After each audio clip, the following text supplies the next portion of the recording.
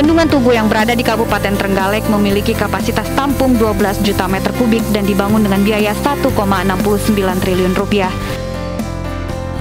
Sementara Bendungan Gongseng di Bojonegoro yang dibangun dari tahun 2013 hingga 2021 mampu menampung 22 juta meter kubik air. Saat meresmikan Bendungan Tugu dan Gongseng, Presiden Joko Widodo menyebut kedua bendungan ini telah siap dimanfaatkan dalam rangka ketahanan pangan Indonesia. Bendungan Tugu akan mampu mengairi 1.250 hektar penyedia air baku 12 liter per detik bagi lebih dari 17.000 warga Trenggalek, potensi listrik 0,4 megawatt, dan mereduksi banjir hingga 25% dari luas genangan terdampak.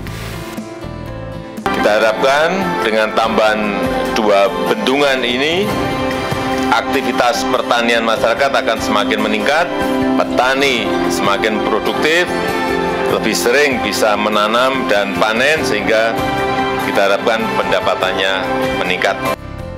Sementara Bendungan Gongseng diharapkan mengairi 6.200 hektar lahan, penyedia 300 liter air per detik bagi 120.000 jiwa dan mereduksi hingga 45 banjir.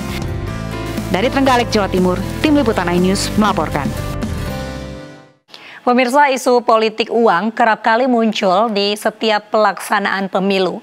Menjawab persoalan bangsa dalam politik dan demokrasi diperlukan sebuah terobosan baru. Nah, terobosan itu dihadirkan Partai Perindo melalui mekanisme konvensi rakyat berbasis digital dengan sistem penjaringan yang sangat selektif untuk menghindari politik uang.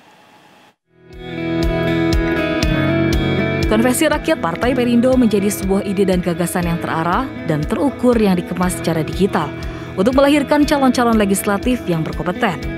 Cara ini dianggap efektif mencegah politik uang karena memiliki sistem administrasi yang lengkap dan seleksi penjaringan yang sangat ketat, yang diuji oleh tokoh-tokoh nasional yang berkompeten di bidangnya masing-masing.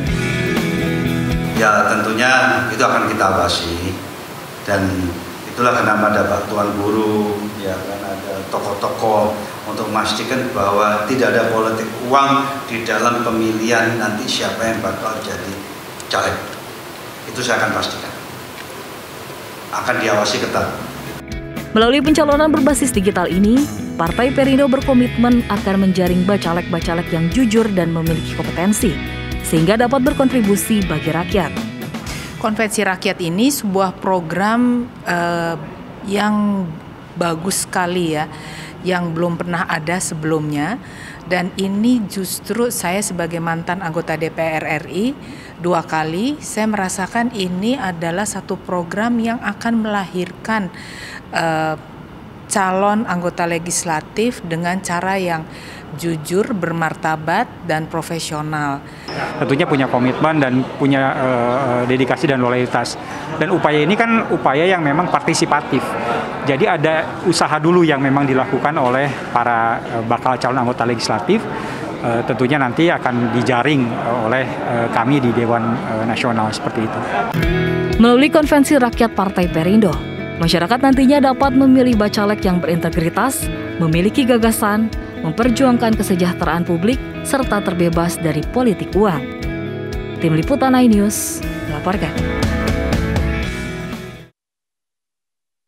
Pengemudi mobil sedan mewah yang melawan arah di Tol Jor telah ditetapkan menjadi tersangka. Polisi kini masih menunggu hasil pemeriksaan dokter untuk melanjutkan proses hukum terhadap tersangka.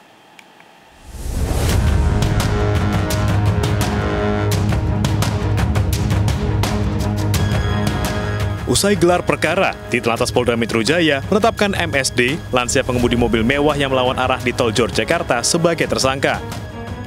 Meski demikian, tersangka tidak ditahan karena harus menjalani pemeriksaan terkait dugaan penyakit demensia yang dideritanya. Kemarin sudah diadakan gelar perkara terhadap Mercy tersebut. Jadi statusnya sudah jadi tersangka dan Mercy itu masih kami sita ya, masih kami tahan. Jadi tidak benar kalau ada yang mengatakan karena mentang-mentang Mercy terus dilepaskan dan sebagainya, tidak. Masih kami tahan. Kemudian si orang tersebut masih kami jadikan tersangka. Kemudian memang tidak dilaksanakan penahanan. Sementara berdasarkan hasil pemeriksaan dari tim dokter Bidokes Polda Metro Jaya, tersangka MSD terkonfirmasi mengidap demensia. Memang kondisinya saat ini memang mengalami demensia Kalau dari bahasa medis demensia vaskuler. Jadi memang terjadi disorientasi tempat, daya ingat menurun ya. Jadi memang pada saat kami wawancara juga apa yang kami tanyakan tidak nyambung. A yang ditanya jawabnya B. Jadi memang yang bersangkutan memang mengalami demensia, penurunan daya ingat yang. Dari hasil ini, polisi akan memanggil saksi ahli hukum pidana untuk menentukan gugur tidaknya tindak pidana oleh tersangka. Dalam kasus ini, MSI dijerat pasal 310 ayat 1 Undang-Undang Nomor 22 Tahun 2009 tentang RLAJ dengan hukuman 6 bulan penjara. Sebelumnya, viral di media sosial, sebuah mobil sedan mewah melawan arah di Tol Jor Cakung, Jakarta Timur, Sabtu sore. Tak hanya melawan arah, mobil tersebut juga menabrak dua mobil lain di kilometer 53. Tim Liputan iNews melaporkan. Tersangka pengeroyokan polisi oleh Ormas Pemuda Pancasila bertambah 5 orang. Dari hasil pengembangan kasus, jumlah tersangka masih berpotensi untuk terus bertambah.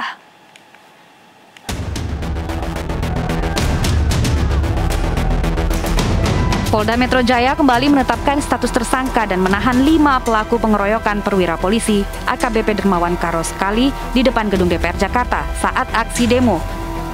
Penambahan tersangka diungkap polisi setelah menyelidiki barang bukti kamera pengawas. Ya, saya menyampaikan bahwa para tersangka yang sudah kita tahan dan kita tetapkan tentu sebagai tersangka dan menjalani proses penyidikan saat ini, ada 5 orang. Yang pertama adalah AS, ya, kemudian ini umur 18 tahun, perannya adalah mengejar, menarik, dan memukul korban menggunakan tangan kosong. Ormas Pemuda Pancasila menjadi sorotan masyarakat karena menyerang dan mengeroyok AKBP Dermawan Karos Kali, Kabak Ops di Lantas Polda Metro Jaya saat mengamankan unjuk rasa di depan gedung DPR. Akibatnya, Dermawan harus dirawat di rumah sakit.